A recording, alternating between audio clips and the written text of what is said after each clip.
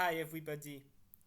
Now it's already since the month of January 2020 that I am learning Burmese.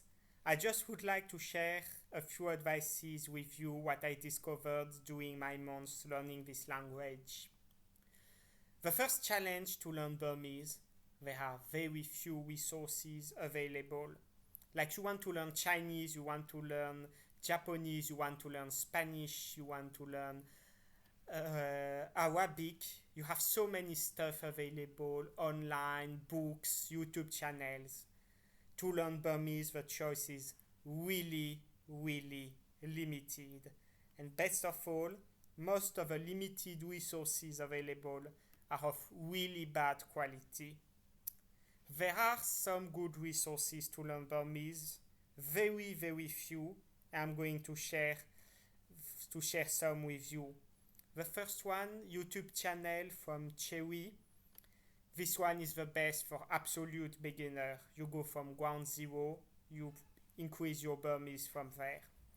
Once you have like an intermediate level, the channel from Kenneth Wong, which is a Burmese American teacher of Burmese language at UC Berkeley, is good. He's doing videos on topics like how to express your opinion in Burmese, how to speak about riots and injustice in Burmese. So this one is good. I really liked the website from the Northern Illinois University. They have some free Burmese lessons available. For each lesson, you have a text in Burmese, the translation in English, a list of vocabulary, the audio file, and for the intermediate level, these lessons, most of them are focused on Myanmar culture. Like one lesson will be about Tinjan Water Festival for the New Year, one lesson about the Bagan history. So it's really interesting website. One thing you need to realize for learning Burmese, the spoken language, the language people use in the daily life, is really different from the language that is used in books, in articles, in official documents. In English, there is a bit of difference, but not so much. In Burmese, so many words are totally different, whether it's in a book or whether it's just a conversation, people speaking together at the tea house. It's almost like two languages which have few common points between each other. Because, for example, in the spoken form, you will say chono sa ne de to say I am eating.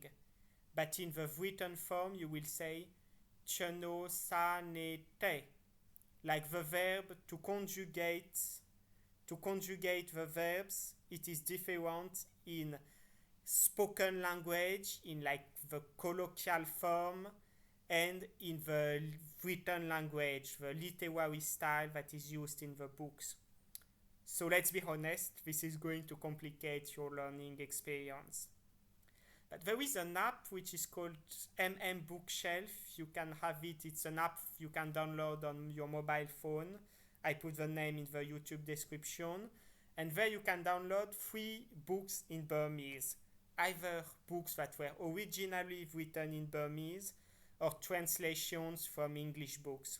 Like there is the Tom 5 of Harry Potter is available for free in Burmese. This one is interesting for a learner because the dialogues are in spoken Burmese, very like familiar and easy to understand Burmese. The Burmese that is spoken at the tea house in the streets, but the descriptions are in good literary Burmese written style. So you can see like the two types of Burmese language in this book. So that's all for this video. I put all the names in the YouTube descriptions, and good luck learning Burmese.